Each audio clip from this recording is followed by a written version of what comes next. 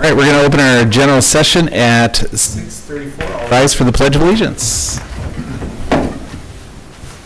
I pledge allegiance to the flag of the United States of America and to the republic for which it stands, one nation, under God, indivisible, with liberty and justice for all.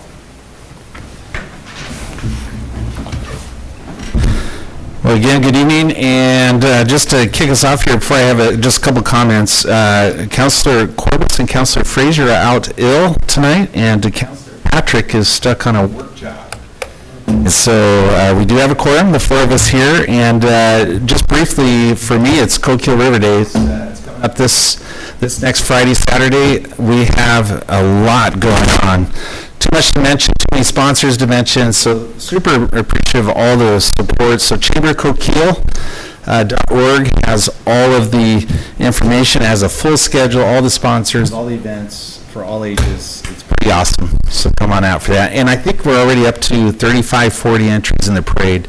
We've never had that many this early pre-register for the parade, so pretty excited. All right, I'm going to move along to Councilor Waddington. Yeah, just hope everybody has a good time at Coquille River Days this weekend, and congratulations to the Coquille graduates, Myrtle Point graduates, and Powers graduates. Yeah. Thank you. Councilor Westrom. Just one thing to add on to the Gay 90s this weekend. The unofficial kickoff is the champagne benefit of the Sawdust Theater, and there are still tickets available. Hosted by Coquille Rotary. And I know there's a bunch of people in this room that weren't here last year, so I'd like to see you there this year. All righty, Councilor Cooper. Great, thank you. All right, we're going to move on now to our consent calendar. And just a reminder, our consent calendar includes last month's meeting and our budget committee meeting. I move to approve the consent calendar of the council meeting May 4, 2026, and budget meeting May 6, 2026. Second. Motion by Councilor Westrom, seconded by Councilor Waddington to approve the consent calendar. Any other discussion? All those in favor? Aye. Unanimous. Thank you, councilors. And we're now going to move on to our staff reports. Mr. Norberg, City Manager. Yeah, I don't have a lot to add to my report. There were some budget changes made per the budget committee recommendations. And then one other set, which was a fortunate thing where we actually got our, safe proposal for our workers' comp in advance of this meeting, which doesn't usually happen, and it went down a little bit. Very slightly, but it didn't go in the direction that we anticipated the increase, so I did make those changes in the document, and that's reflected in the resolution.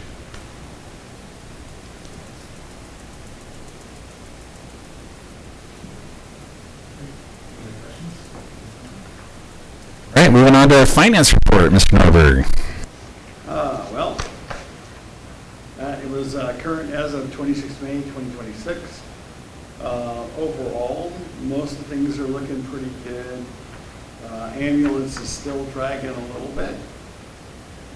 And so hopefully, well, I don't think Chief Latham will be here in time for his report this evening, but as far as I know, everything is set up with the budgeting, the billing people. And so that should be started any minute. Our in-house billing person has been out a little bit, so they're a little bit behind the revenue. So we'll see how it squares out by month 13. Sam, Renee's dad left this morning. Did you hear? I just heard. Okay, thank you. I was supposed to have a grandbaby today, but she didn't. All right. Any other questions for Mr. Norberg on finance report?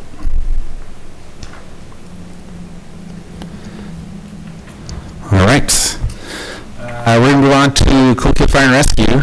And just for our people online, our meeting this month moved up to 6:30, and so some of our staff may not have gotten the memo.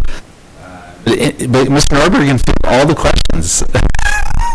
But any questions or comments, councilors, on Chief Latham?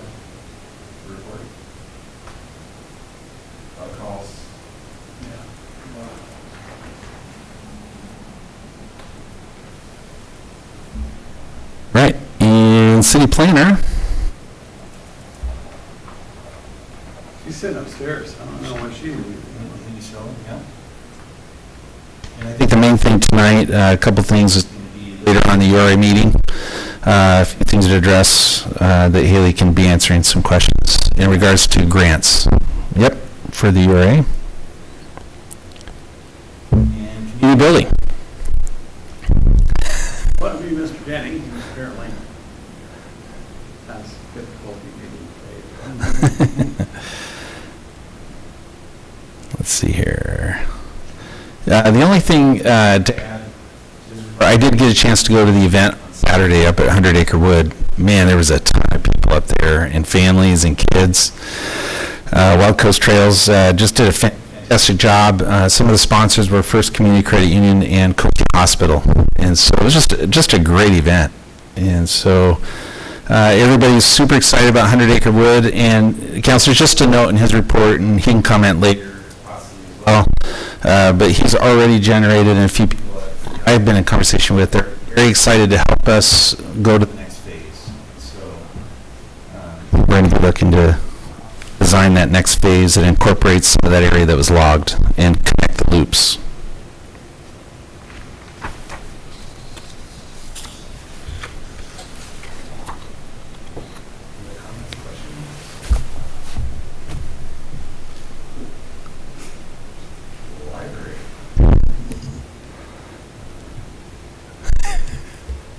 So I think the next management team meeting will be Remedial training. I got to say, I almost missed it too. I was late texting the counselors and to make sure we had a quorum because we had several people out, and even I got caught. Sam, it's 6:30, so sorry about that. Even I missed it.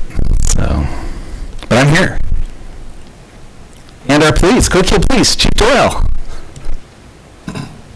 Thank you, Mr. Mayor, Council. Nothing to add to my report. However, I'll be happy to answer any questions that you have.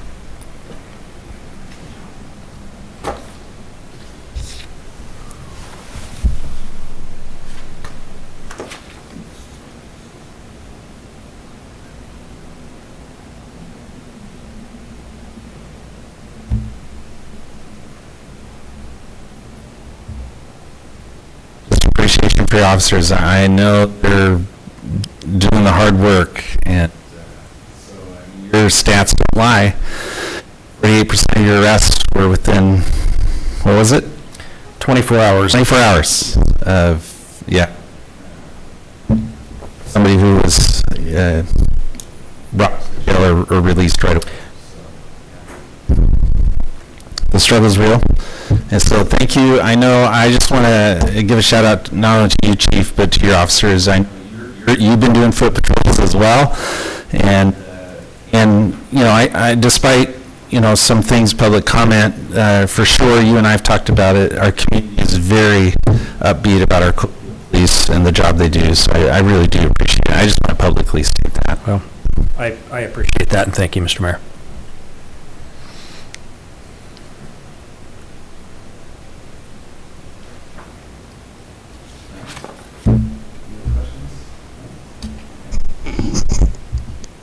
Right. Liz, Kenny, who's here, recorder, operating the cameras and the system. You want to add, Liz?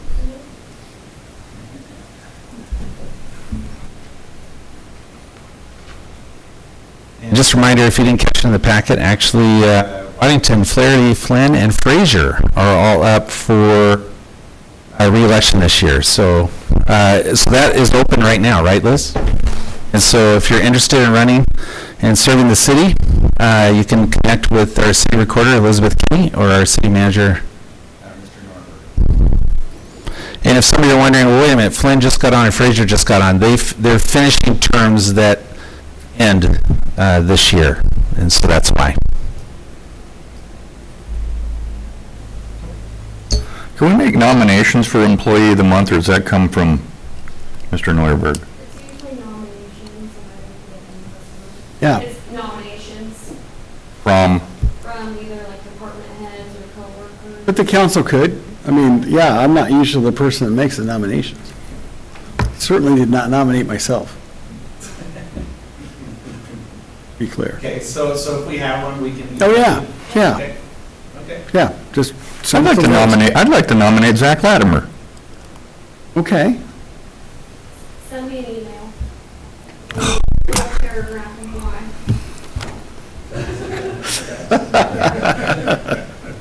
I'll get right on that. Of course, June's over, but anyway.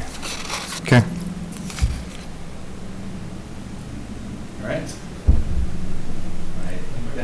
That's it. And public participation?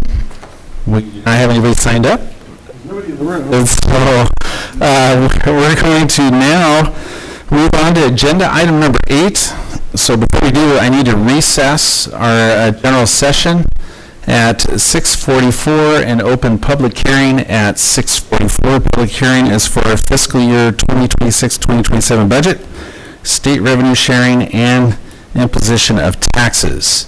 And so this is the opportunity where the public had an opportunity to weigh in. And we don't have anybody in the audience right now. And so we can close. I would just say for the record on your hearing, state revenue sharing was discussed during the Budget Committee meeting, and funds were directed to be allocated to a number of departments of the city. And there's Chief Latimer right there. Yeah, and we received no public comments. The only changes that were made to the general budget were those that were recommended by the committee and the adjustment for a reduced amount of safe charges.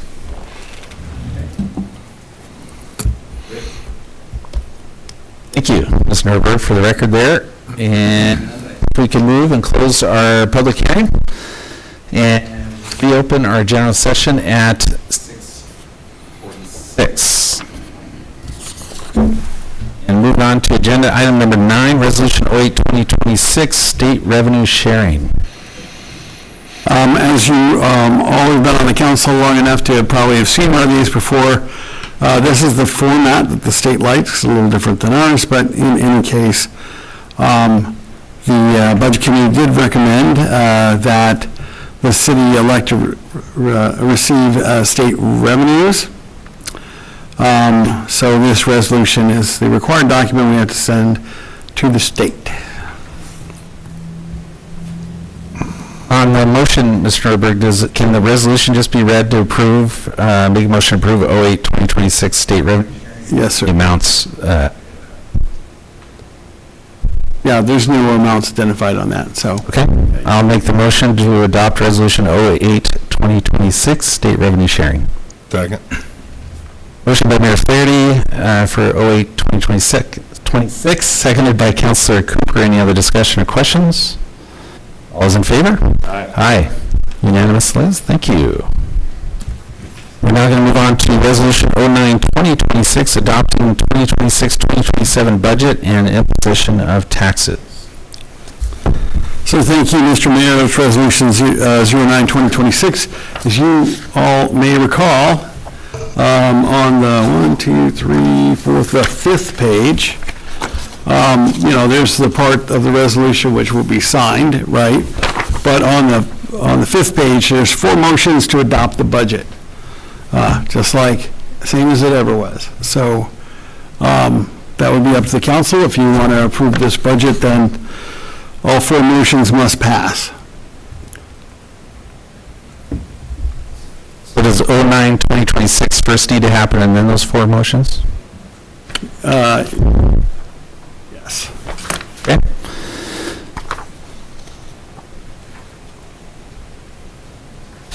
I'll make the first motion to adopt Resolution 09-2026, adopting 2026-27 budget and imposition of taxes.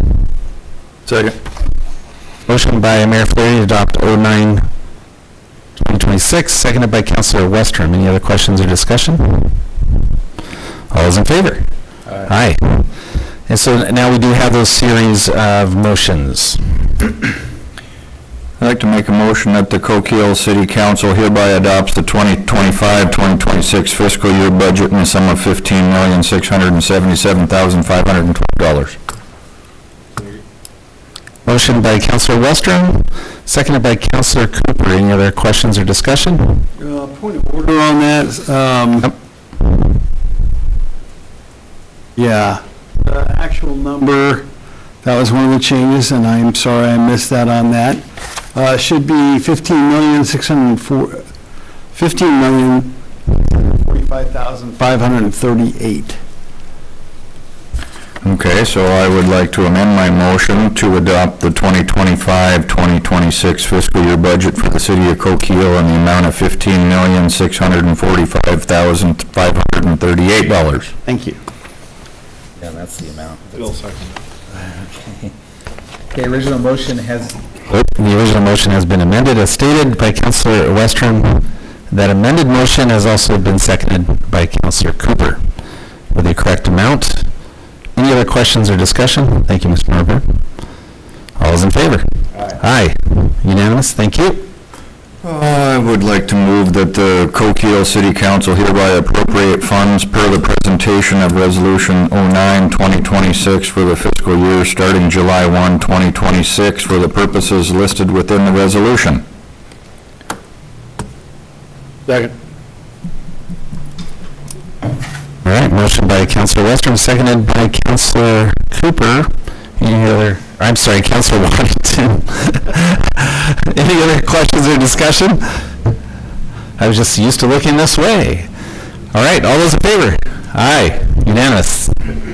Thank you. I would like to further move that the Coquille City Council hereby imposes ad valorem property taxes upon the assessed value of all taxable property within the city for tax year 2026-2027 at the rate of 6.1038 per 1,000 of assessed value for permanent tax rate. Second. All right, motion by Counselor Westrom, seconded by Counselor Waddington. Any other discussion or questions? All those in favor? Aye. Unanimous? Okay. And lastly, I would move that the Coquille City Council hereby categorize for the purpose of Article 11, right? Section 11B, a permanent tax rate of 6.1038 per 1,000, subject to the general government limitation. Right, motion by Counselor Westrom, seconded by Counselor Cooper, as stated. Any other questions or discussion? All those in favor? Aye. All right. Unanimous. Yes, thank you, counselors. Thank you. And that took care of, for our general budget, those motions. We are now on to agenda item number 11, consider letter of support for rail trail. Mr. Norbert. Okay, so Port Coos Bay is requesting a letter of support from the city of Coquille for a feasibility study. This will evaluate potential rails to trails conversion of approximately 16 to 22 miles of port-owned currently unused rail corridor into a multi-use path for walking, biking, and other non-motorized recreation and transportation uses, et cetera, et cetera. Anyway, the reason I put that in there is I got the email asking if the city would do a letter of support, and I figured this was a council decision rather than mine. And I'm glad, just to add, I'm glad Mr. Norbert put it in. I was approached by Maureen from Banna Dunes Charitable Foundation, and I had also knew that Mayor Joe Benetti was headed this direction as well. So I had clearly said, in order for a letter of support from me from the city, I would have to have approval of the council. So thank you for making sure that got on. And again, there's no fiscal impact. It's just showing a letter of support so that they can move on to the next phase of this project, or look into the possibility of this project. And just confirming that's from Coquille on into Bunker Hill? Mm-hmm. Yeah. Yep.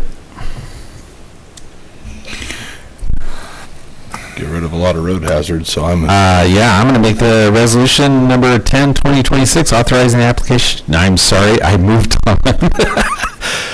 Do we need a motion or a consensus for this? A consensus. Do we have a consensus? Yes? Yep. Looks like we do. So there we go. And I'll work with you, Mr. Norberg, in case, yeah. I think I have a letter that was sent to me as well, so. All right, sounds good. Right. Thank you. Now we're going to agenda item number 12, resolution number 10, 2026, authorizing the application for grant funding. Yeah, if the council would indulge me, I've got a little bit of story to tell about this resolution and a handout to help with that.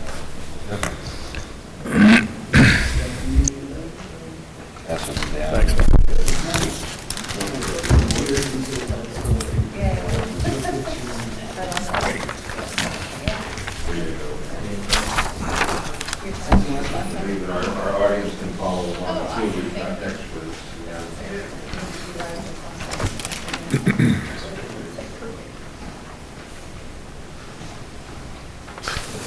Okay, so this resolution is related to our ODOT Small Cities Allotment Grant.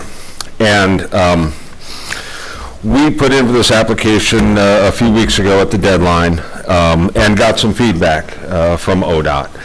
The budget and the project that we put in is the cost estimate that you see on the bottom of this page, about $550,000 for paving of First Street from Central to 17th Street. ODOT came back to us and said, well, our grant is only for $250,000.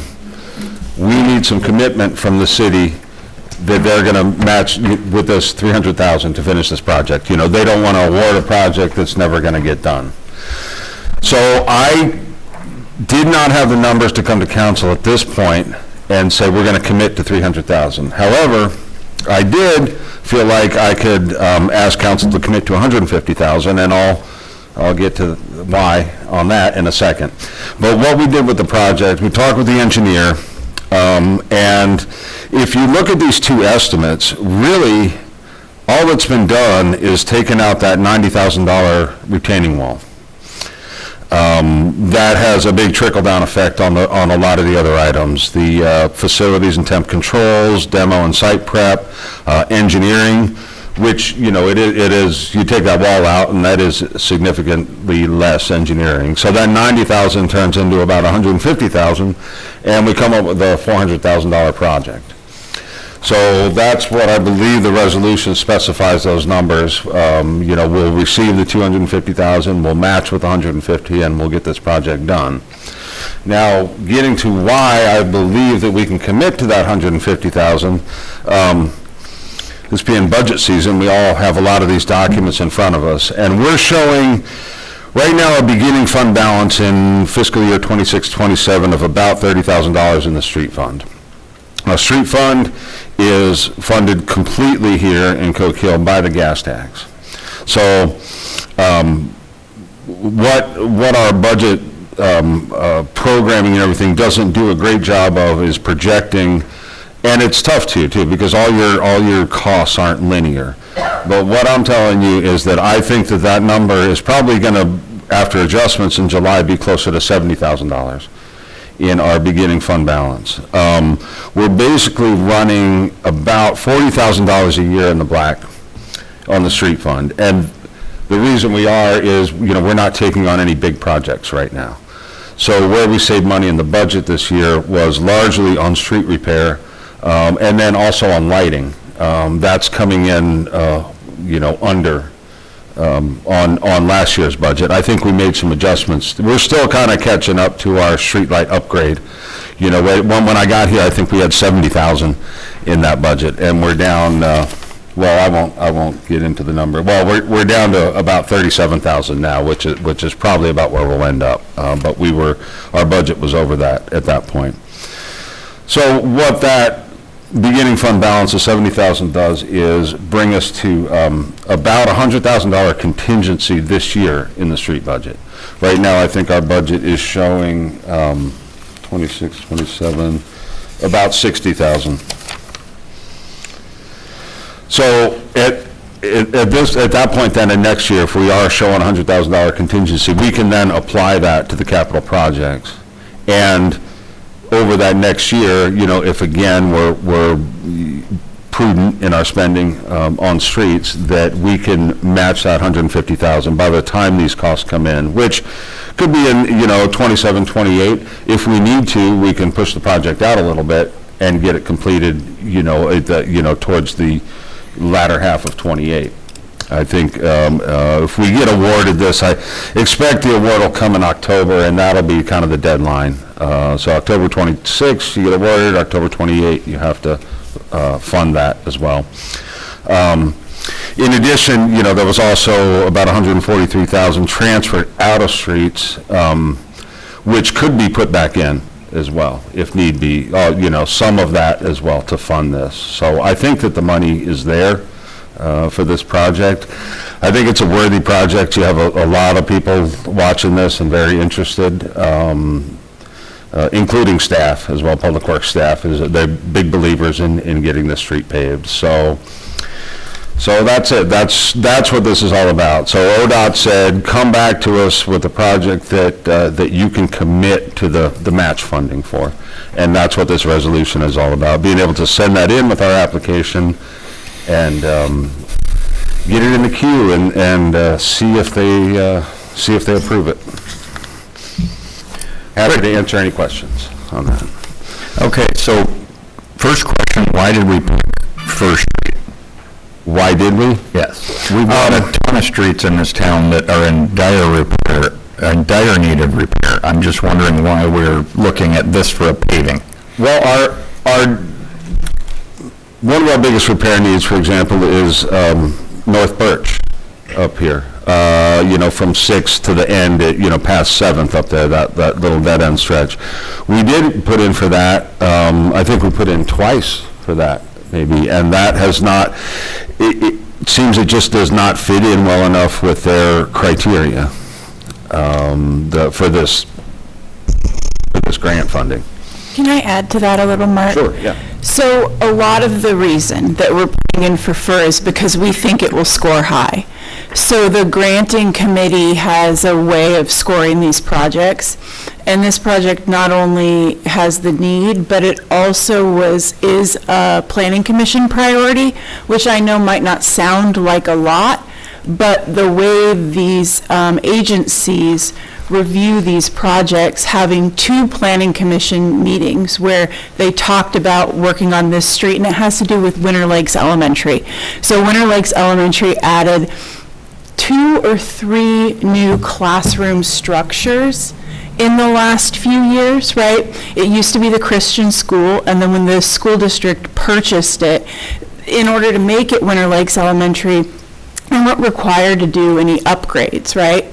But when they started adding students to that school, they had to come to the planning commission a couple times in order to get those items approved. And when that happened, the neighborhood around there came out and said that they were having a lot of problems with all the traffic that's coming through with the school buses, et cetera.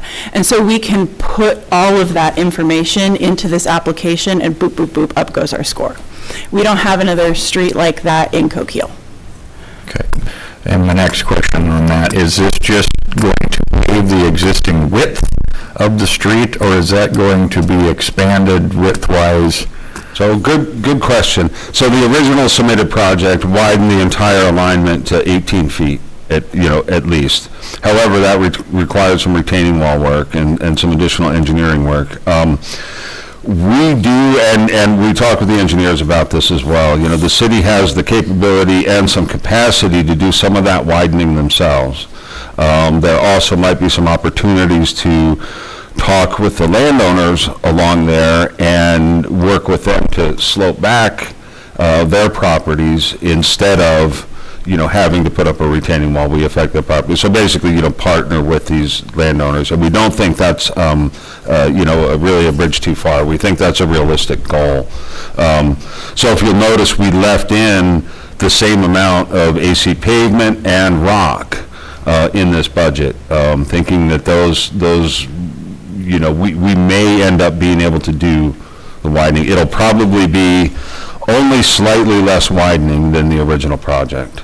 But it's without having those agreements in place and getting further along in the engineering, I can't present it to ODOT like that. I've got to present it, like this, like what we know we can do, without any of our other work added or without any further agreements with the landowners along that road. So What is the current width of the gravel that's there?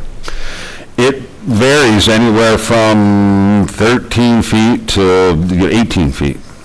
Oh, there are some 18-foot spots in there. There are some. So you're planning primarily going on the residential side if you're doing any widening?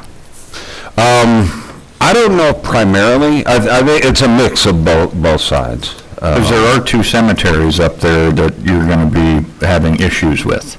Correct, but my knowledge of the cemeteries and where the plots are they're not that close to the road. Okay. So, and you know, it's not like we'd be looking for a lot of land, you know, we're just looking Right, I'm just concerned because I know that the Masonic is questionable when it comes to that side of the cemetery. locations of everything. Yes. Understandable, yeah. There also could be some ways, rather than like a block and CMU unit, retaining wall where we could riprap a little bit of that and stack it a little steeper than one-to-one and still get some width. So still be able to cut it back with just a small, natural rock wall in there.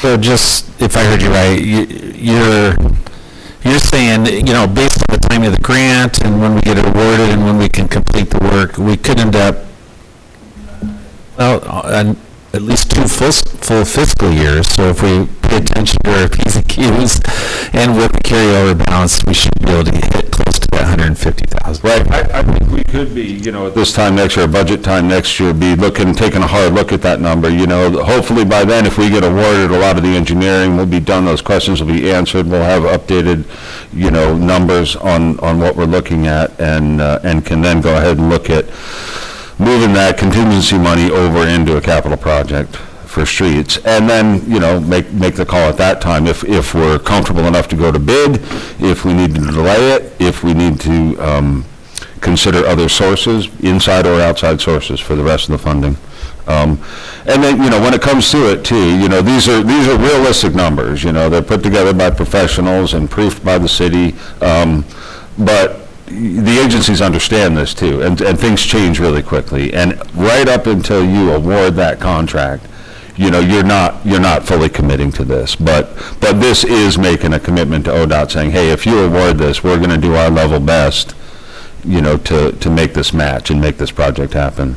And it is, like we've discussed, it's a worthy project. It would definitely save some maintenance dollars up there too. We do even get a little bit of outside help on that road just because, to help us keep caught up. It's a lot of extra grading, so.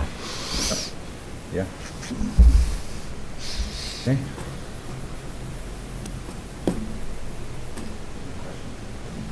That's good, thank you.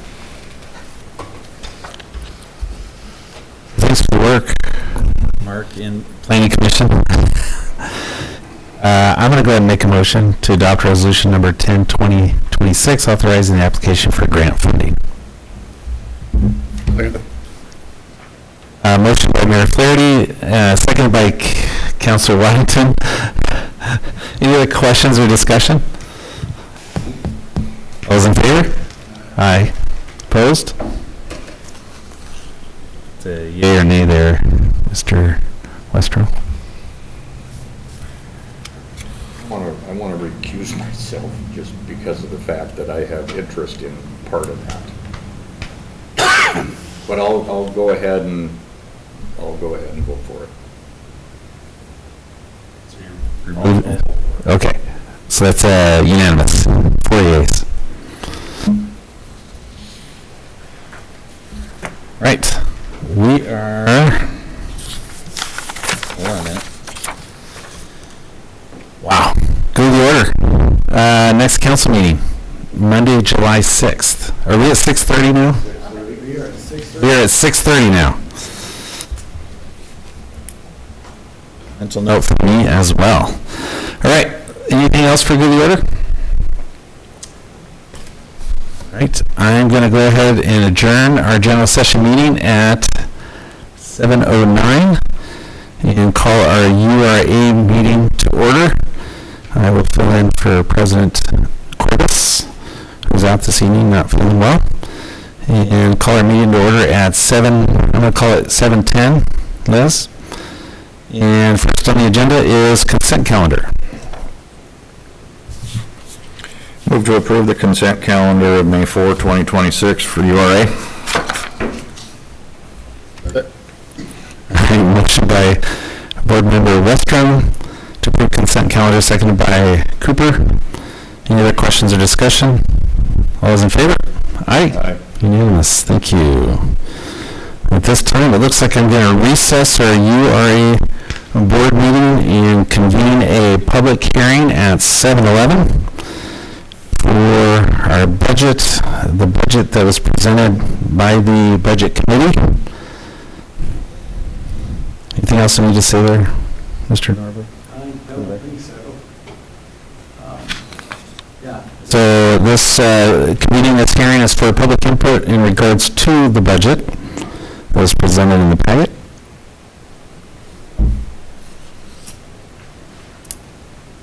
Trying to keep up on this agenda on my tablet, it's harder. Right, seeing none or hearing none, we're going to close our public hearing for the URA budget and come back to order for our general meeting for URA. And we are on now to agenda item number 4.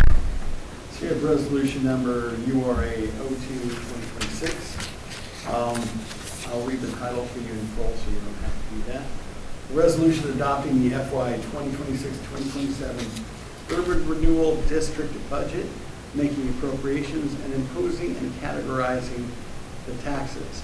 So as opposed to the city's one, this is the all-in-one Swiss Army knife of resolutions. Right.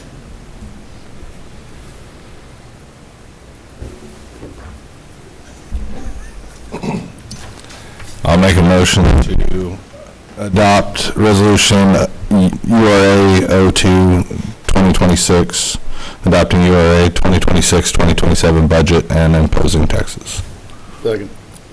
All right, motion by Board Member Cooper for Resolution 02-2026 URA, seconded by Board Member Waddington. Any other questions or discussion? All those in favor? Aye. All right, unanimous. Thank you. All right, we are now on to 5. Stephanie Martel is here from HGE. We've got several items to discuss. And I think Mr. Denny's going to weigh in here at some point as well on this project, and our planning director is here as well. And so we're ready. Take it away.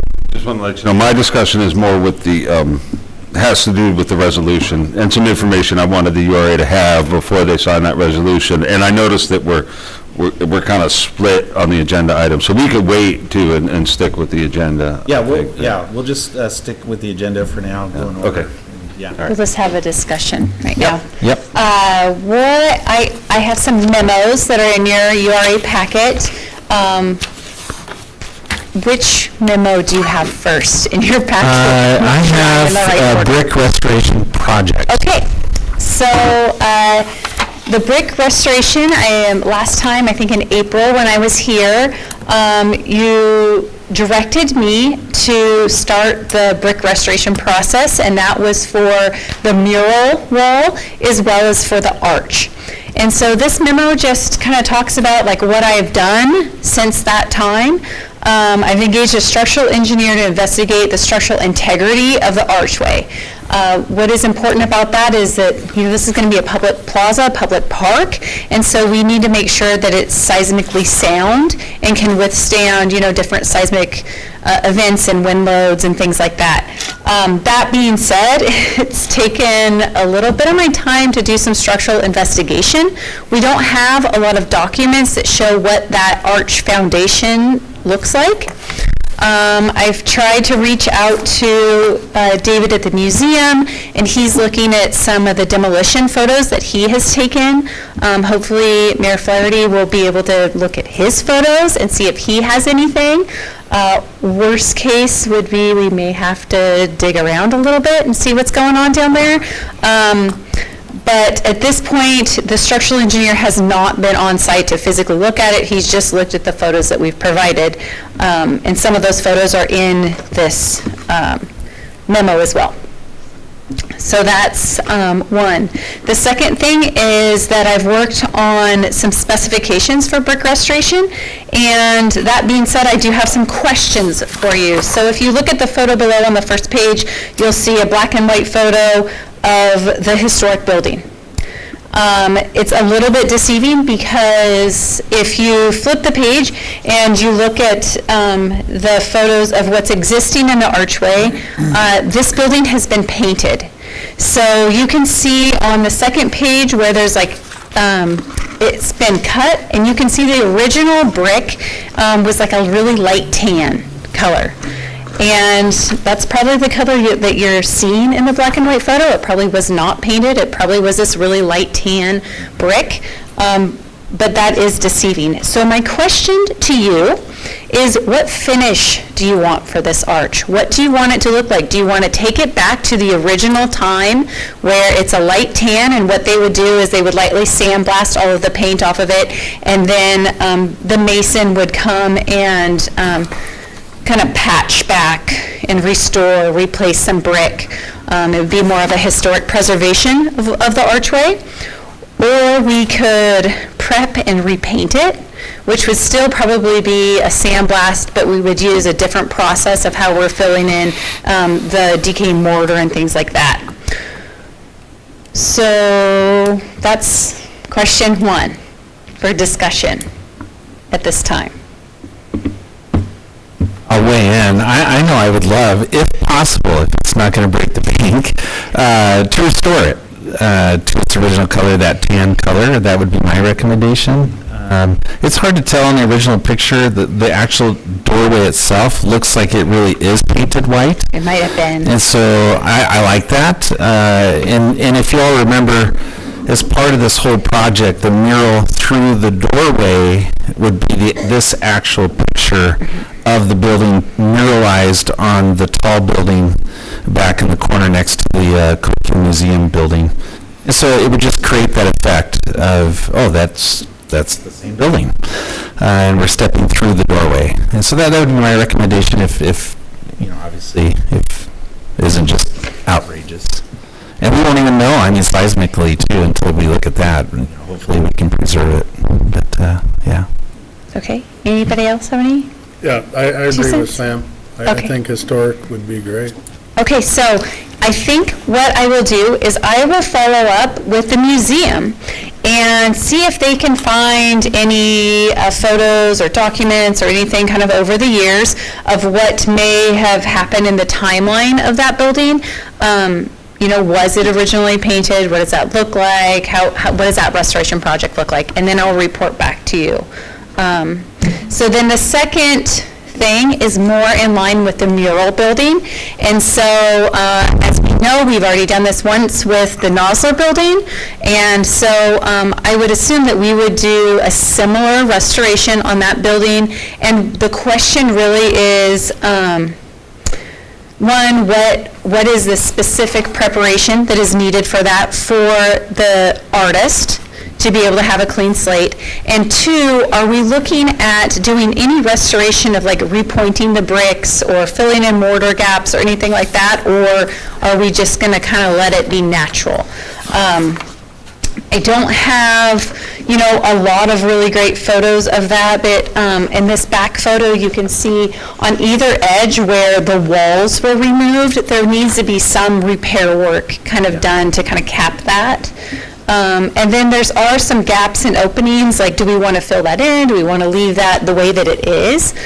Those are all questions for you to provide some directive. I think I could stand corrected. I do have input from the muralist. I called Simon today, and I called Bayshore Paints. So Bayshore Paints and the professional theirs have worked, so I can give some input on that. But if I remember in a previous meeting, we did discuss doing some restoration work on this brick wall for sure. Otherwise, it's going to deteriorate further. And it is the backdrop of the park. So if I remember right, I think we did talk about doing those things, Stephanie. Okay. or at least looking at the cost and including it. I feel like when we talked about the archway and, if it helped the grant process, if we're going to buy in and start some of that work ahead of time through the URA project, the brick restoration and the archway was the way we do that. In regards to the surfaces, we did take a look at those services, and I called Simon and talked to Bayshore Paints, and as far as a brick, especially if it's cleaned up and some mortar fixed and things, wherever there's a mural put on the brick, it's just a basic masonry primer. It's about $45 a gallon. On the rest of the walls, the museum wall is actually pretty good shape. And then the other wall is just going to need to be cleaned and also primered with some masonry. And so the Nosler building was slightly different because they had issues with porous concrete and they needed a special product to seal it. And so we brought out specialists, and the owner at that time agreed to prep that surface and seal it with the special product before the mural was put on. And so in this case, it's not going to be as costly. Great. And that's according to Simon and Bayshore Paints. As far as the prep work isn't as extensive. Okay, so I think maybe at the end of our discussions tonight, we'll talk about how we want to move forward on each one of these things for the First National Bank Park. So we'll kind of table this unless you have any other questions about the brick restoration archways. Okay, perfect. The next memo that I have for you, an item, is Birch Street sidewalk replacement update. And so if you recall, last time we talked about what this actually looks like if we just repaired that really terrible sidewalk that's a tripping hazard. And so just to update you, I've reached out to Kelly Sando, which is our traffic engineer for the streetscape project, kind of looking at, I sent her the 3 different parking scenarios, and we looked at those options along with what our future Birch Street realignment plan looks like. We've determined that there's approximately 314 lineal feet of sidewalk that needs to be replaced, and that's taking it from where the new sidewalk ends at the Highway 42 sidewalk replacement up to the new sidewalk that is along First Street, and then across that street at the corner of First Street. And so that's just lineal feet of sidewalk that could be replaced immediately, no curb realignments, no bump outs or anything, just repair this sidewalk so that you have safe sidewalks. We would put in, typical ramped ADA crossings at the First Street intersection to get us across as proposed in the overall Birch Street realignment streetscape project. So, that being said, the question to you is, and I actually don't know if I remember to bring this piece of my documents. There is, in your packet, there should be a survey quote for the project, correct? Yeah, Okay. 2 different quotes. Okay, well, I didn't print the back of mine, so I don't have that in front of me, so bear with me here. Thank you. Okay, so you have a survey quote. There are 2 options. Option 1 is just to have a survey from the center lines of Birch Street to kind of that wall at Uncle Randy's so that we can get the entirety of what that parking area would look like, right? It would get the finished floor of the adjacent buildings and the alleyway, and we would have a really accurate topographical survey. We would have utility data. We would have everything that we would need to move forward for a project. The second option that you'll see is almost double in price, but that's because it's going to take it from Highway 42 all the way up to 2nd Street. And it's going to take in consideration the entire Birch Street realignment project scope, including that parking area. So you really get more bang for your buck if you do option 2, because moving forward, you will have all of the topographical survey data that you would need to do a Birch Street realignment project in the future. If you wanted to do any sidewalk replacement projects in the future, adding ADA crossings, widening sidewalks, realigning Birch Street, a striping project, any of that, this option 2 would encompass that with a base plan, right? That being said, option 1 is kind of where you steered me to go the first route, and that was just focusing on that First Street parking area. So this is for your consideration for today. I would like a yes, let's do it, or maybe no, let's not do it, or let's table this whole project. I need to have some direction. So just a remind the board members, we asked for this quote because it takes us to the next stage to be able to figure out, well, how much is it really going to cost to put the parking in? Correct. At the old theater site. I appreciate the fact that you added the Birch Street alignment, because I agree. I think it's great to at least be able to consider and look at that, because if it could be encompassed into the project or maybe in the next phase, then why not? So thank you. I mean, I like, personally, I mean, I want all the board members to weigh in. I appreciate the fact that we have better bang for our buck and can survey that whole area. And it may be one of those situations, like similar to what we did here on Central, is that we did this striping realignment. We're getting the community used to like, hey, this is the way Central is kind of going to be. And then years down the road, when you do the overall streetscape project, they're already prepared for it, so it's not, a greater impact. That's what I'm proposing here in this option 2, is that by doing this, maybe we start out by doing just a, striping project, similar to what we did on Central, and maybe we remove that center median, maybe that center median stays there, but it's kind of realigned and things are adjusted, and then get the community used to this new Birch Street, and kind of go from there. Another question. I asked it earlier. It's been so hard to see these numbers, when we're trying, because, we did this plan, we had a vision, streetscape design, and then we hit the underground phase, and it's just it's just like, oh man, it takes the wind out of our sails. But I guess the question I have for you, Stephanie, and maybe our board members, and maybe probably Mark, Director Denny would want to weigh in, but if we go ahead and do all this sidewalk, and we move forward with this realignment to get people used to the idea, I mean, could we put in a couple trees and greens, could we, because we may not be able to do the underground for 5 to 10 years, and so. I think that is an option. I think what we would need, once we have the topo survey, we'll kind of know where utilities are, and then we might get like a basic alignment of like, okay, if we were to do this underground, where would the routing kind of go? And then we could plan in the future so that we're not disturbing, like we're not having to remove the street trees in the future when we decide to put in underground all the utility, the overhead. That's my thought. Mark? Yeah, I mean, there's nothing worse, right? You go into a city and they've just done something, and a year or 2 years later, it's all completely torn up and patched. But so, I mean, I like that idea. If we could figure out what, where would those alignments be? Yeah. Board member, anybody else? Yeah, I think we might as well do it. Better bang for our buck. Option 2. Yeah. Yep, I agree, option 2. Gets us moving forward. Is there going to be good food and drinks at this kickoff meeting and data acquisition party for $16,000? I mean, I don't know, but I mean, I can bring some. Are we invited? I don't know.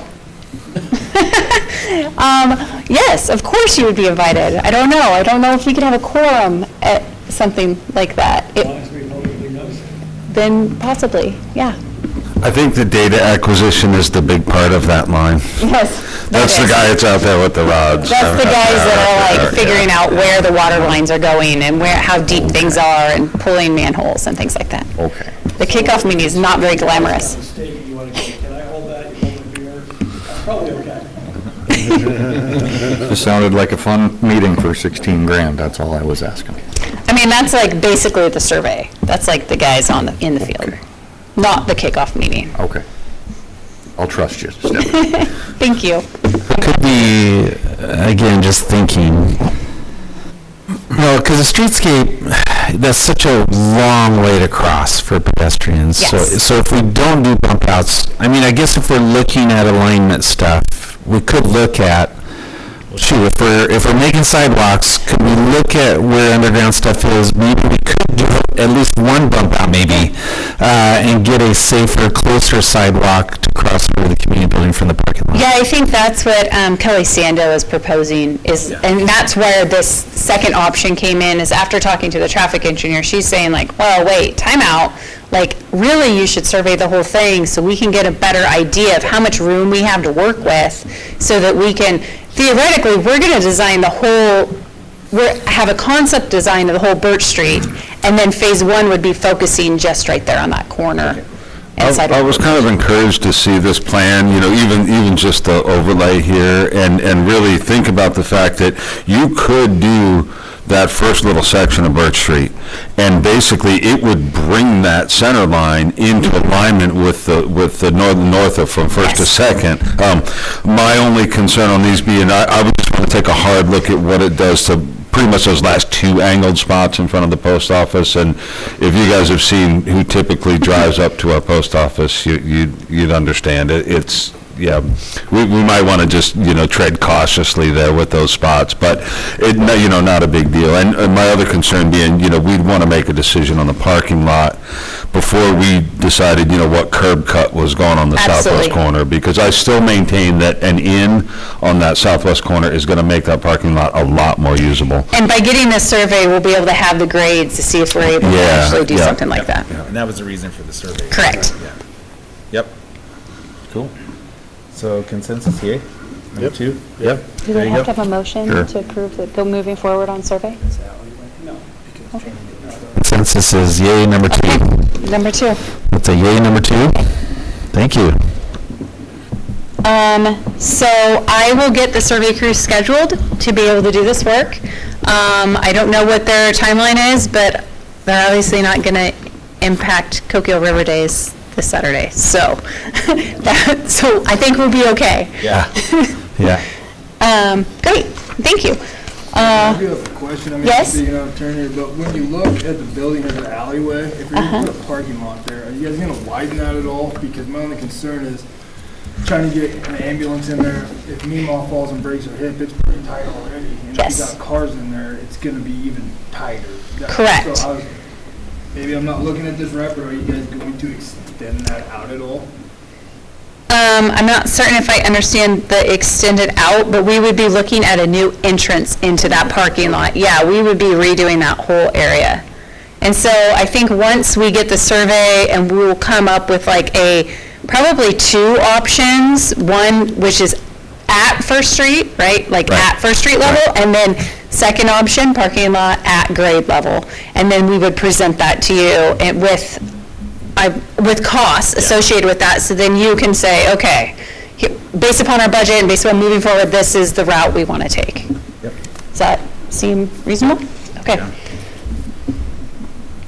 Let me write that down so I know what I'm supposed to do. I know when we get to this next agenda item, Stephanie still has several questions too in direction in regards to the bank park, and so, and that's where we're headed next. And so, I don't know if you. I can sit down and I will let Mr. Denning take it Okay. over, and then I'll just I jump just started, in. and but we'll make sure before we Yeah. wrap that up. Yeah. Okay. Yeah, because I know, and Haley may have to weigh in on a few. I know there'll probably be some questions. Okay, so perfect. Thank you, guys. Thank you, Stephanie. All right, so we are gonna go to agenda item number 6, resolution 03-2026, authorizing the application for a grant. And that's for lack of a better name, First National Bank site. So Haley, you're on this agenda item, but I know it's Haley Mark, and so, yeah. Okay. So very similar to the ODOT grant, you know, what the Parks Grant requires is a commitment from the city that, or in this case, the applicant, the URA, that you're going to provide the rest of the funding. And they're really not as strict, you know, they just a general statement, you know, so they don't need numbers here in this resolution. but you guys need numbers. You need to know what you're agreeing to, and that's so that we're at that point now with this project. So we're ready to present to you, what we'd like to submit with this grant application. We have a couple options here, and I do have, I brought some handouts to help illustrate this one as well. And I think that you already provided them with the cost estimates. That and those PowerPoint, they've already been on the screens for the. Okay. I don't know if we'll get to the PowerPoint or see that, but there's a little bit of additional information here in this little easier to Self-cleaning.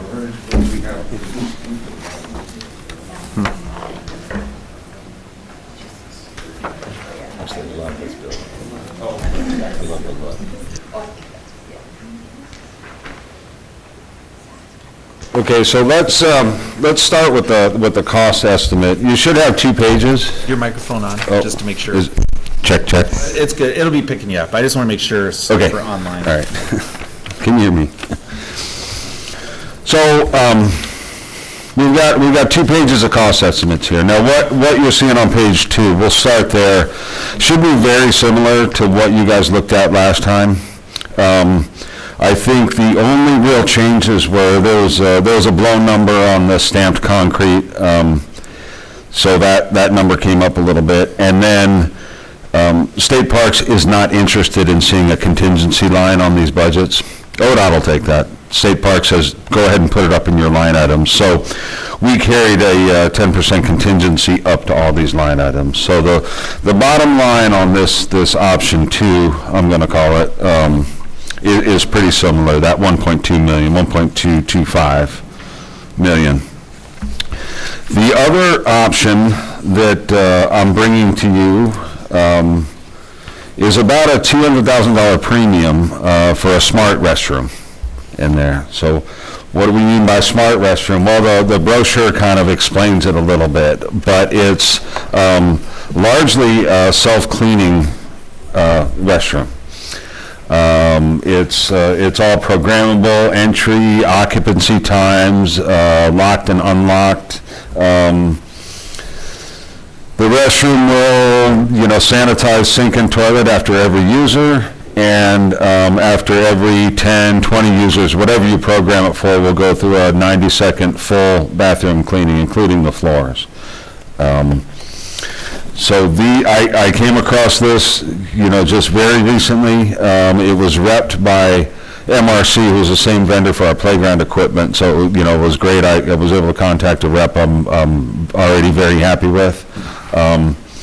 I do not yet have any customer references on this product, so I'm not completely committed to it until we do a little bit more research on it. But I thought it might be a good idea to get this in the budget.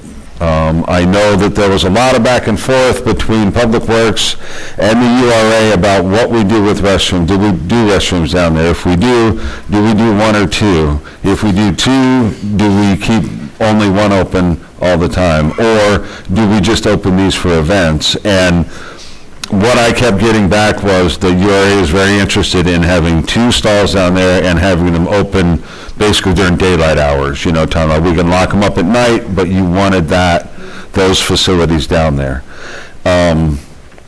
And what I would say, knowing the time that we put into restrooms, especially ones in high-density areas like this, just so we're able to keep up with Public Works, you're already adding, I think, you see the quantity on here, 5 trash cans.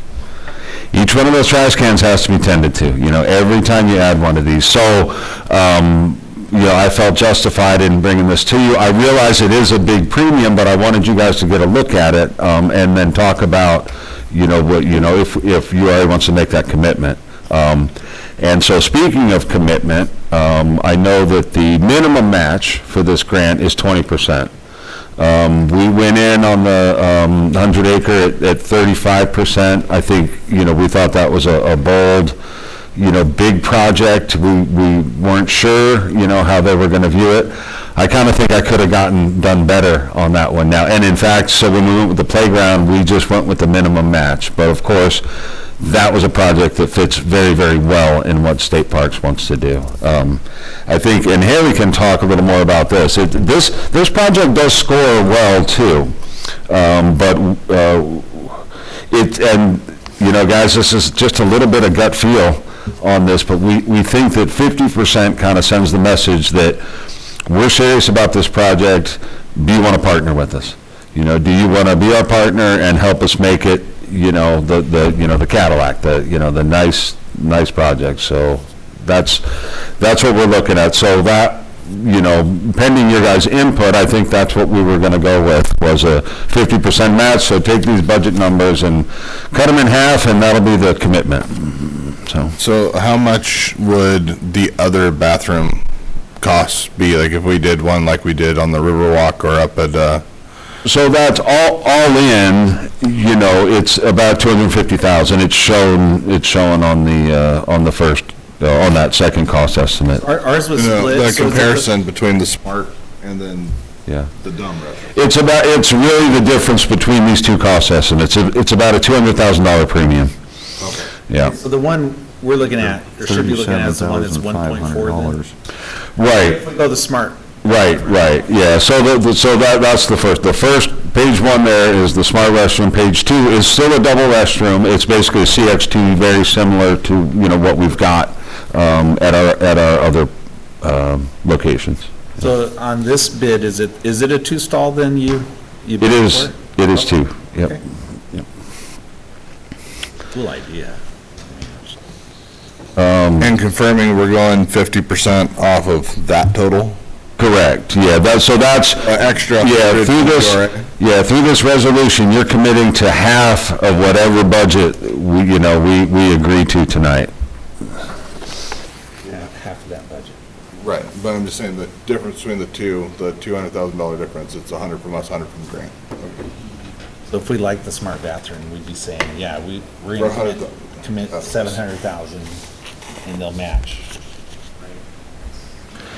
It's got some interesting features on it. They'll tell you it's all, remotely programmable. You can get into your app on your phone and you can change, things like, locked and unlocked times. You can get bathroom status. And it was funny during Stephanie and I, we got a little presentation on this, and I asked them about, so if somebody exceeds the occupancy time, do we get a text or something like this? He said, no, it's better than that. A voice will come over and say, the restroom door is unlocking in 30 seconds. So, yeah. We'll start a Santa. Yeah, you better wrap things up here because the bathroom's opening. That's awesome. I think, you talk to any of the cities, right? I've talked a lot with Coos Bay on this, and I've seen the struggles that they go through, and I've tried to convince them to go to automated time locks and that sort of thing, but, just really looking for solutions to this. You have a homeless population that, it's not getting any lower.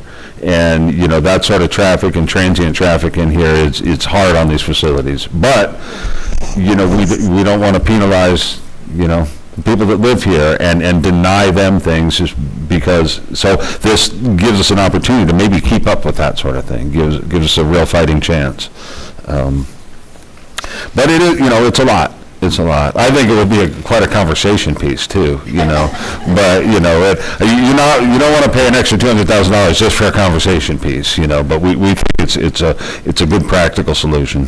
Can I just add something architecturally? I think we talked about when we started designing this park that we didn't just want like the standard kit bathroom that looked like CMU block. We wanted it to look a little bit different. And so I've received their the finishes selection. We have some really neat, more modern finishes. We could do a brick, we could do rock, we could do all sorts of options. So we really we're not limited just to what the other prefab restroom kits have. They've really put a lot of thought into what these facilities would look like. So basically, Mark, I heard you say that the difference between 1 and 2 is the fancy bathroom. Is that correct? Correct, yeah, that's really the only thing that changed between these two. So how come the items 1, 2, and 3 increased by $37,000? So the way that architects and engineers put together, it's just a standard way of putting together these cost estimates. Those are all a percentage of construction costs.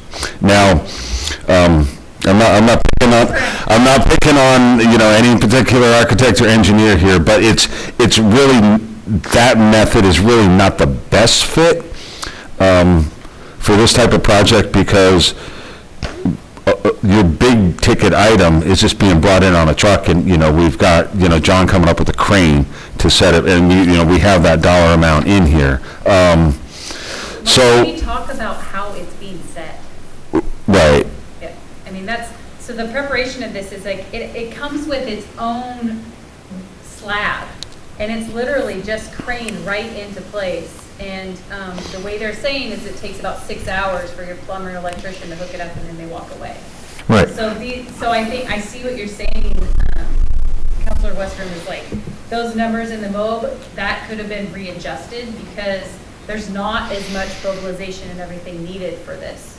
So it almost, But I tell you, I would have pushed harder for that if it was the other way. Like, if I thought we needed an adjustment, we didn't have enough budget to cover this. But the way, when these budgets are done like this, the agencies will look at this and say, oh yeah, that's reasonable, that's a standard way to figure this. And basically what it does is it gives us some extra contingency in there. And it doesn't limit us in any way. And I really think, I gotta sit here and tell you, I really think that we'd be closer to, 1.3, really, when all this is done. But there's a lot of wild cards in there. There's a lot of parts and pieces, there's a lot of factors, and a lot of things that could escalate in here. But that being said, I think that it just gives us a little extra breathing room. So. And maybe even the biggest wild card could be the archway, the doorway, because it's just such an unknown. So yeah, if it gave us that extra contingency. And those items too, I think I mentioned it before, I'll mention it again, but Parks is, they're a bigger agency, and they're pretty strict. They're really not interested on hearing, cost before the contract is signed. So I know there might be some desire to get some of that work done, and that's fine. If it's worth it to sacrifice what match you might get, from, to do that work early before the contract is signed. Yeah, and it sounds to me like, so staff is recommending, Haley and Mark, that if the URA would consider it a 50% buy-in, basically a buy-in, don't even start some of the, we can look into the restoration, the seismic, and, we can do some of that work, and then see how we fare on the grant. And then, by then, we're going to know about the parking lot project, and so, I guess if we didn't get the grant, we could pivot a little bit. I know we really want to do something there, but maybe we do it incrementally. But at least, to get this grant across the finish line, which the deadline is the end of this week. Correct. You guys are recommending that we do a 50% match. That's our professional recommendation. Yeah. And, we can let Stephanie talk a few minutes on her items. There's really nothing that's going to impact the budget too much in there, but if there is one thing. Okay. You might have to come up, you might have to come up to the microphone, just for our online audience. Yeah. Sorry, I guess there's one thing that I just did note as looking down this list, and I was looking at Haley's list, and it's that wayfinding signage, and we did not include that in this cost estimate because it was like an after the fact, like we weren't planning on putting it in our original scope of work. So that might be something that we need to adjust the budget. And maybe, Mark, we take stuff out of that items 1 through 3, and just so that your bottom line doesn't change, but we kind of just readjust that cost to add a line item, because I would think they would probably want to see that we've included that in the cost estimate. Yeah, I think so. I'm not picturing this in my mind. I don't know what you have in mind or how much that's going to cost. I just think we need to have a lump sum. Yeah. line item, just so that they can see that we've, But do our designers have any sort of vision for what would go there yet? Or? No, I mean, I think we talked about some signage that addressed, well, what was there originally. Why did we keep a doorway? So, a picture of the original building, a little bit of the story, but then connecting people to the other areas in our city. So the community building, 100 Acre Wood, it's the other wayfinding that gets people, the close proximity to other parks, Sturdivant, Coquille River Walk. So it'd be kind of it's this place that people gather, they come off the highway, they hit this park, they get out, and they can find other things in our city. have you done an interpretive sign down at the Riverwalk recently, or anything like that, where we could pull some numbers from that? No, the Friends did some signs down there. That was 15 years ago. No, just recently, they just did a recently. couple, yeah. Maybe we could pull some numbers from that. We could talk with them, yeah. Okay. And I'm even picturing, even if it's a number like you're suggesting, even if with contingency, but it's very well, I mean, if we get down the road on this, I think we're going to have community buy-in, so maybe through the chamber, we look for ways to fund some of those things through sponsorships. I guess my question, more to Haley, is that should we add that as a line item? Yes. Okay, thank you. Yeah. And then the security cameras too, I'll mention, that does not have to be very expensive. It is, what you're paying for, unless we figure something else out, is basically cell service and some cloud storage, which right now on the cameras I'm running is about $200 per camera per year. So, the cameras themselves, I think for $1,000 you could get a couple of decent cameras in there and mount them up. That doesn't have to be very big. So just lump sum $1,000 for a security camera? Yeah. Yep, makes sense.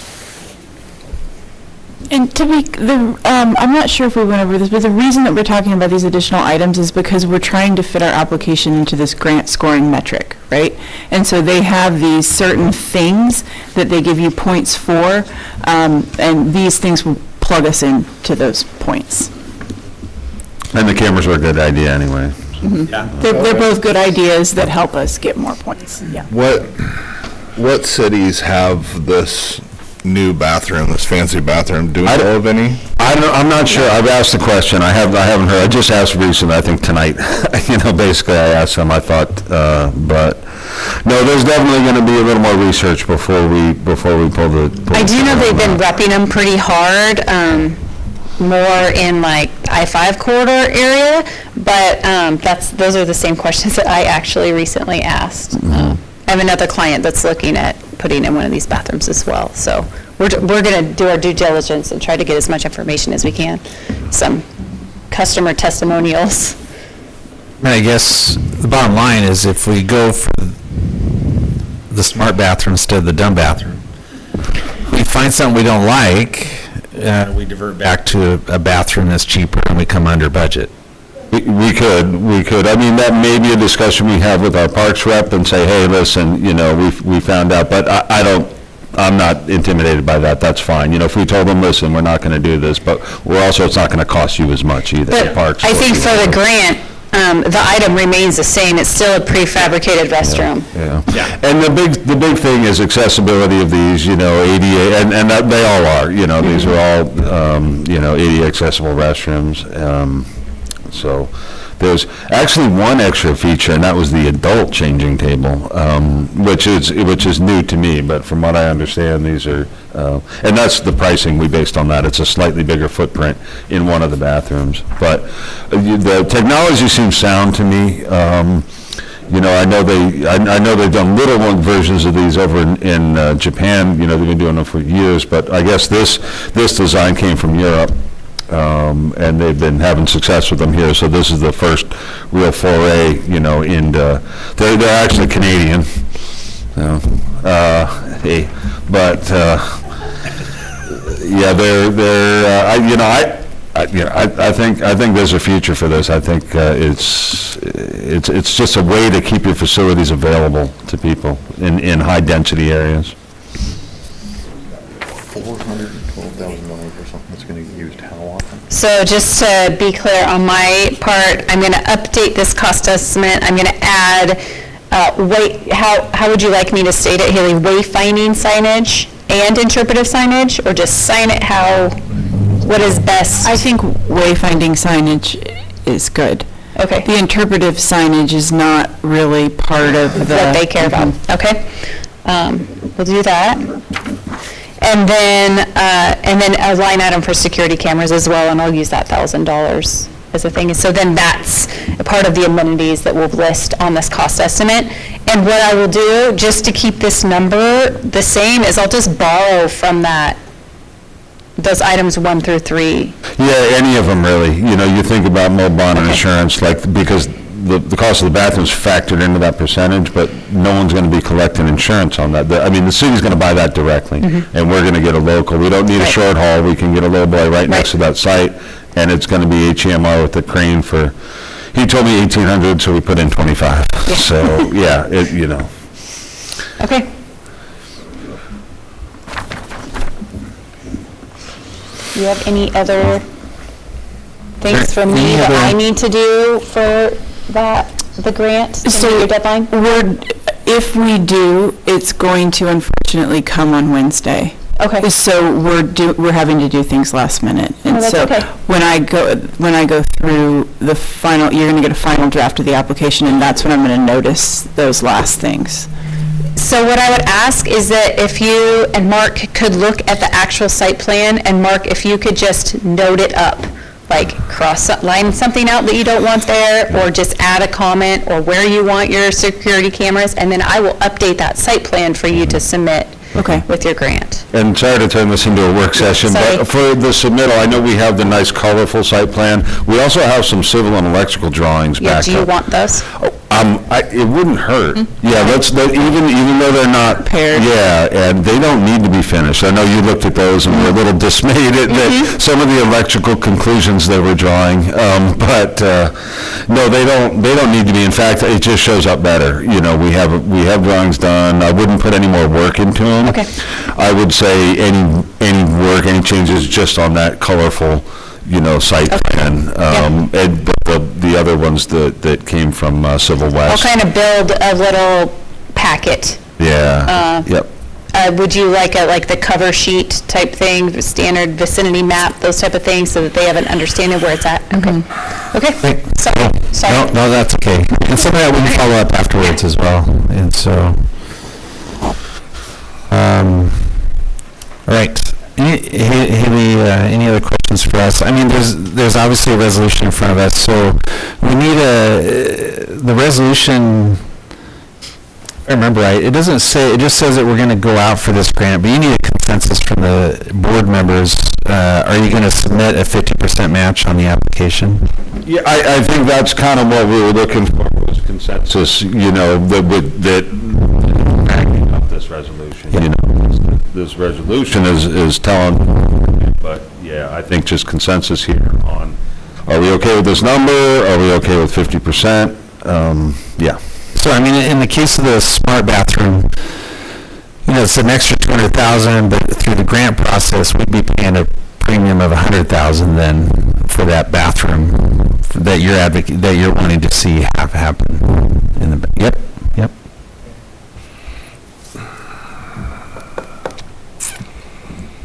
Any questions? Are you guys? I like the project. The consensus first is, can we make a 50% commitment for a match? Is that property? On which dollar figure? I still have a hard time, even if it is only half, I still have a hard time with a $100,000 bathroom that's going to get used a half a dozen times a year. I think it's going to get remember Western, it's going to get used way more than that. We open all the time. Yes. Yeah, during the day. It's remember, we talked about our guests who come into the city, people who are traveling downtown. I talked to the Friday market people. They cannot wait for this park to be done. They're thrilled. They're growing, and so the use of that park is way more than half a dozen times. Okay. it's a year-round opportunity for us. I understood it last time that it was going to be open for special events, but that makes more sense. No, I think based on what Mark had said, is our feedback was, no, it can't just only be open for events, it has to be open. Not 24/7, we agreed on that.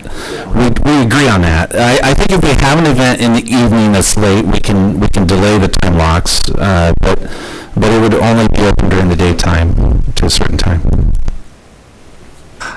Can I add something?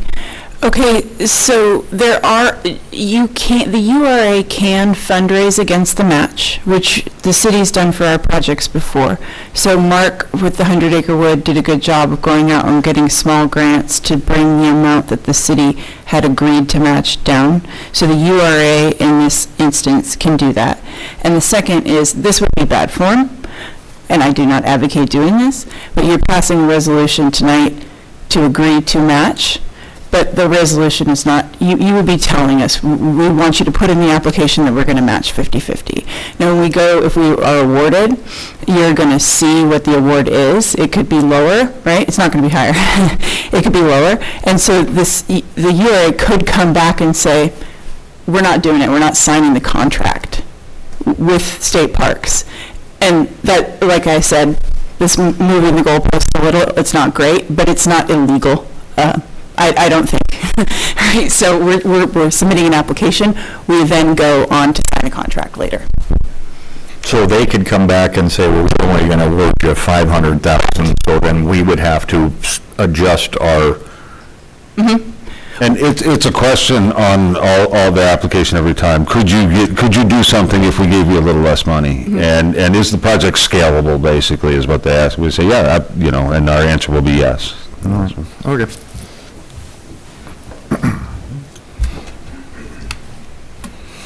So the first consensus question is, are you guys good with a 50% match? Yes. Yes. Yes. So there you go, you have a unanimous consensus 50% match on the application. The next on the table is the resolution to go for that grant, Resolution 03-2026, authorizing application for a grant. I do make that motion. Second. Motion by Board Member Flaherty, seconded by Board Member Waddington, resolution number 03-2026. Any other questions? All's in favor? Aye. Aye, unanimous. Thank you. A lot of hard work, I know, and thank you for getting it, Haley, thank you, and Mark for getting us in, Stephanie, just under the wire. And what is typically, when would we start to find out about the outcome of these applications? November. I think, well, we'll be asked to do a presentation because it's a large grant. They'll want it in person. We've done those a couple times before. In July, I think those happen. They start scheduling those by the end of June, I think. We get them in July. And then my recollection is by the end of August, early September, you're starting to get an idea of the staff recommendations. And I think by October even, the board may meet, but we'll know what the staff recommendations are, and the board, goes with the staff typically on these. But then, of course, the contract is December, what we've seen. So just to reiterate for our sake, because I know a lot of discussions are, well, do we need to start some work now to show there's buy-in? The answer is no. We're going to do a 50% match. Obviously, if we need to spend a little to find out about the archway, that's still important. I mean, there's still a desire to keep that. But as far as us making a significant financial commitment, it's in the 50% match depending on the outcome of the application. Okay, just want to make sure I have it straight in my head too. Okay, thank you. Any other questions? All right. We are on to number 7, correct? Request for UA funds, Chief Latimer. So if you look here, I've done some research and I've talked with a few people, and I talked with Chief McHugh the other day. And so what I'm looking to do is, we had all that seismic work done, we had all that concrete work done, but it didn't come all the way out to the pad. It just stopped right there at the footings and a little bit around the door there, and then down into the sidewalk where they had to replace some drainage. If you look on the second page, you'll see, the pad's really cracked. It's got some big holes in there. Right where our ambulance is parked, that's right where the driver gets out of the driver's door of the ambulance, right in that hole. And my big concern, and it comes up in the safety meeting every single time, that this is a tripping hazard, falling hazard. We have members of the public that are coming in, and my concern is that someone's going to twist their ankle and get hurt. I talked with Chief McHugh to try to get an approximate age on this, and he said he believes sometime in 1952 is when that pad was originally poured. I talked with Chief Wellington, and he said that, him and his brothers poured this pad, but I would like to see this be fixed to match what we've had done already. I've gone out and I've asked 5 people to come out and take a bid. 2 of them absolutely did not want to touch it. 2 of them came in and didn't want to give me an actual bid. They just came and looked at it, and one said $147,000. The other one said he can do it for $12,000. But then Mike Copland here, he's also done a lot of work here in town. He asked for the schematics. He asked for the books. He's going to match this to a T to what the seismic was. So that way it'll hold up. He'll drill and dowel, connect everything. He is going to do a little bit different material that Knife River offers, just because apparatus is getting heavier and heavier. And so his thought was, well, they're asking for 4,000 PSI. This is actually equivalent to about 4,500 PSI, but it holds up to 7,000 PSI. It was a little bit more, but I think longevity-wise, that's a sound option. But he's the only one that actually gave me a paper quote. And so that's why you only have one submission here out of the 5 people I've had ask. That was the only question I had on this, because I didn't know legally, Mr. Norberg or Chief Latimer, I didn't know legally under the URA board what we are required to do. It's over 50,000, so I don't know under the URA board, we have to put it out for bid. Well, I think the chief did put it out for bid, just because only one company actually provided a written. He did get 2 oral bids. One obviously was clearly unqualified, and the other. So at this level, maybe you don't have to advertise. You're okay soliciting bids, but he needs to keep record of all that stuff. But he's okay getting them like this. But one thing we do have to make sure is it's prevailing wage. Yeah. Yeah, and he mentioned payment bonds in here, and I think he factored in prevailing wage. He did, yeah. He told me, because, once you hit 50,000, you might as well go right to 60,000, because with prevailing wage and everything else, it's going to be that much. Yeah. So, Yeah, I mean, I just want to make sure, some other company isn't out here nearby and takes exception that we didn't do our due diligence on this size of a project. That's it. I mean, I'm not arguing whether it needs to be done or not. It's just the process of doing it. Well, it sounds like as long as it's well documented, so you have that in writing, this is the person I talked to, this is what they said, $10,000. Yeah. Isn't the limit $10,000? Anything over? They increased it to 25 at the beginning of this calendar year. That it has to be put out for bid? No, to get competitive quotes. Bid, advertised for bid, I believe, is still 100,000. Oh, okay. That's what I couldn't remember. So for advertisement wise, it has to be 100,000. You can do a verbal or a public announcement for under 50 or less. So this one kind of falls right in. We weren't sure, but it fell way under that $100,000 limit. So I kind of just called some guys that I knew. I called TNT. I called Devin. I called the guys out of Medford that actually did the seismic pour, and they were so busy they weren't really interested in that job. This range, the price we're getting here, it qualifies as intermediate. Yeah. So, yeah. Okay, so I just want to make sure, because I hear you, Chief Latimer, but if you called your guy, I'm not saying, if you call your guys and we don't put it out in all fairness, and it's word of mouth, I don't want to have somebody sit in front of me saying we put favoritism or did something illegal. So I have to ask the question again, are we sure that we've done our due diligence and can proceed with this if we agree to the... We can put it out for bid. He had more than 3 proposals. So he has 3 proposals, technically. One that was not qualified, one which was 140. 144. Right? So, I mean, those count. But if someone told you they could do this job for 10, yeah. I don't think that's a plausible thing, that the materials will cost more than that. But if you all are comfortable with it, we can do an actual bid advertisement. We have one good bid, we know, and we can put it out that way, and put it out there for 30 days and come back at the August meeting. Now, I appreciate the bid. What I don't want to see have happen is me raising the question, we put it out, and somebody undercuts him by $5,000, and we got to go for the, he's put together a good bid. There's a reason, and he's local, so, I appreciate that. I just want to make sure we did the right process. So, the number's out there, it's already in the packet, so any Joe Blow could come in and underbid that bid now, so we, I'm going to bid that for $68,500, right? So, Yeah. So, I don't want to shoot us in our own foot, too. So, if we're comfortable with it, I'm comfortable moving on. I just wanted to raise the question. I guess my question, just to defend this, is if we had, that we could make public record, the 147 and the 12, if we could have those in here and we went with the most qualified bid, I would be more comfortable. Okay. That's just what I'm saying. Yeah. Or at least if you don't have the actual bid, a write-up, a documented write-up on your process. Yeah.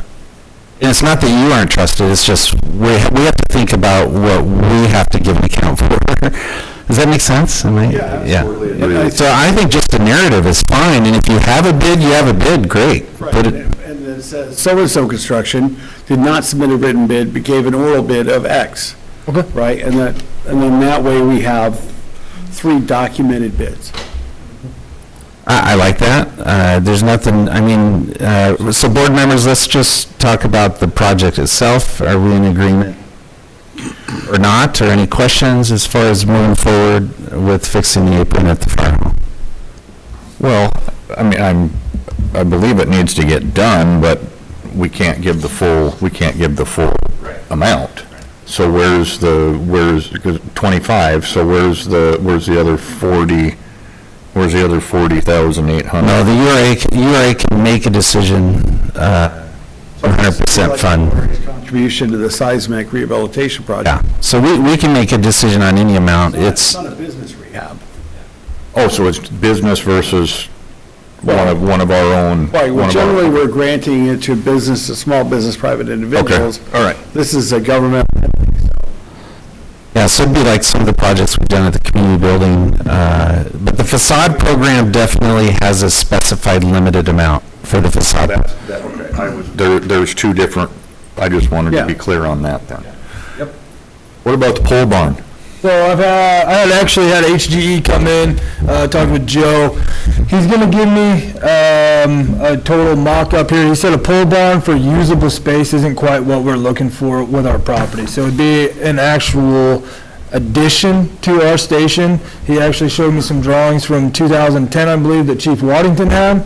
And so he kind of mocked them up. He said that I should have them, so I figured I'd submit those for next month's meeting. Trying to find the right people to do it. You could buy a kit barn right now and put it up, but trying to find somebody that'll put it up because it's going to be over 50,000. They want it to go out for bid for prevailing wage. Yeah, so it sounds like we're just going to table it until next month, but as far as the apron, right? Yeah. That's fine, and then you'll put together a narrative. So you would need to have a motion table because it is a. Okay. Is that fine? There isn't anything pressing. Even if we approve it next month, the contractor can still get in on the right season? Is that? It's probably late October before he can start anyways. Okay. Right. I'll make a motion to table.